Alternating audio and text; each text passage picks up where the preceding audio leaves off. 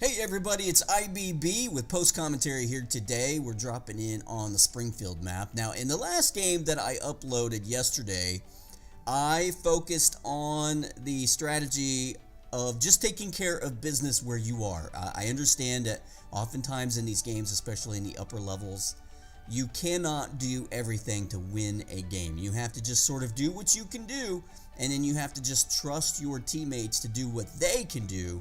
And together, if your team is good enough, you can pull together a win. Sometimes it works, sometimes it doesn't. And that's just sort of the way that the ball rolls. But here on this map, especially with the new spawn sites, there is sort of a different philosophy or strategy, I guess, whatever it is that you want to call it, that I like to take on over here.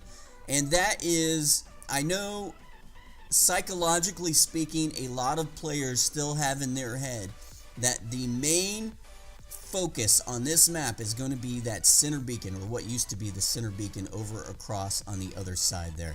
And that is oftentimes where a lot of players will actually still go. They'll just head right on over there. You'll see probably, 3, 4, or 5 red arrows just head right on over there. And so what I like to do, especially when we spawn up on top of this and not down in the ravine, is go straight on over here and try and keep as many red arrows on this side of the map as I possibly can. If they have mid-range that is shooting across the way, then I want to focus my firepower on them if I can. And if I can't, if there's players over here that are just annoyed with it, and because I'm over here lobbing some aphids up at them, or maybe throwing some splash damage up in their way, then obviously I'm going to have to take care of business with them. Otherwise, they're going to end up taking me out. So this is what I like to do. I like to sit over here and just kind of try and keep as many red arrows on this side of the map as I possibly can. And then that takes some pressure off of the other side of the map on that center beacon. So hopefully we can take control of that beacon over there. Now, in that instance, you saw me jump out of that bot well before he was able to kill me. I think I still had, if I saw that right, it was like 18,000 HP left.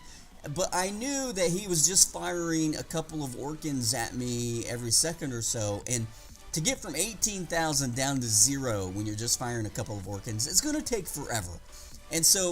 And I said this before, and I'll say it again.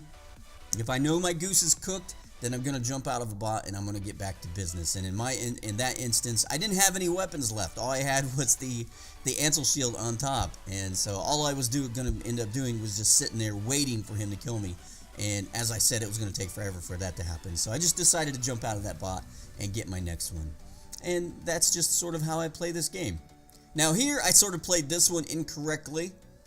And I don't like to point out the bad things that I do in a game too often, but that was one where I probably should have gone back behind those, I don't even know what they're called, those structures back behind me here.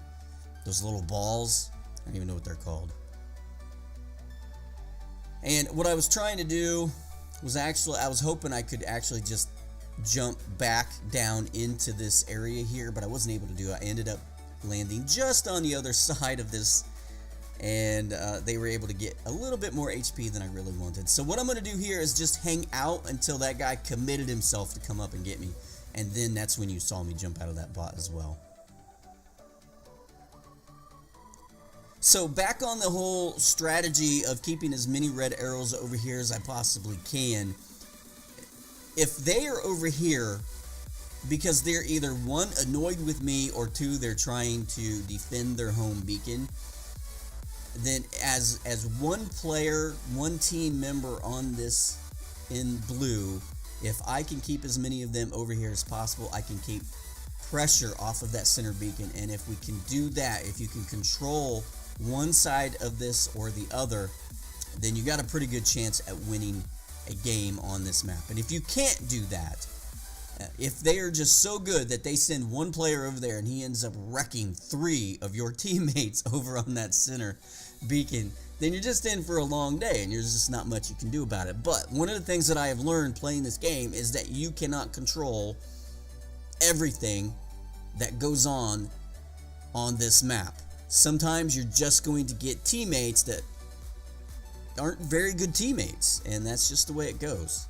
Now here, I'm trying to use my Ansel shield to protect these two guys, and I'm going to pick one guy, and I'm actually going to use my physical shield to try and protect him because I see that this Lancelot is going after him. And so you see me try to get myself in between them, but I wasn't able to do that.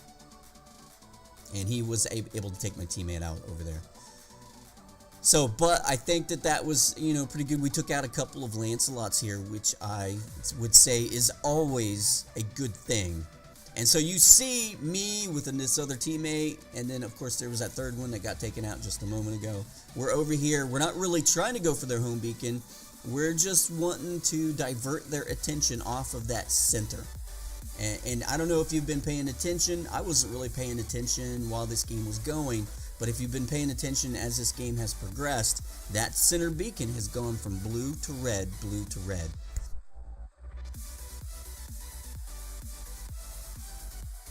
So this guy is going to play with the structure back there, but he's kind of in a bad spot. You know, he's got me over here, and I can kind of hit him. He's got to be directly in the center of that structure for me to not be able to hit him. And then he's got a teammate of mine over to the left here, so he's sort of frying pan fire kind of thing. Alright, so you see I'm still not going for their home beacon, but I've got guys over here, you know, at least they're thinking that I will. But that is not something that I feel like we need to do right now. I just need to keep these guys off of that center beacon.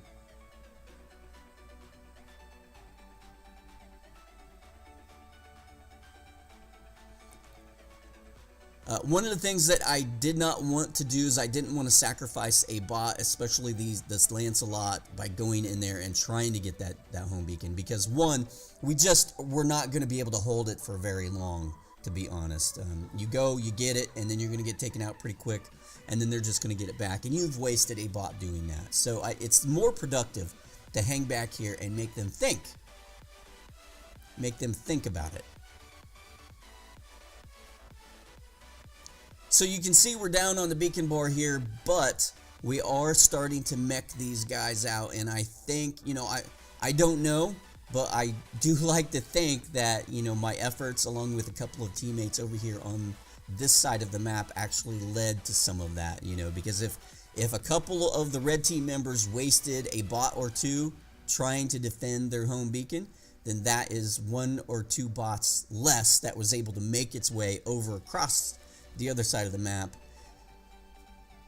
and cause trouble over there. So here I was trying to get over there to help out the teammate, but he actually got one of my other teammates over there to help him out. And so that was sort of a wasted trip over here. So now I'm just going to be looking for some extra HP. You know, normally people might go for that home beacon there, but what I'm going to do is I'm going to go straight for the jugular.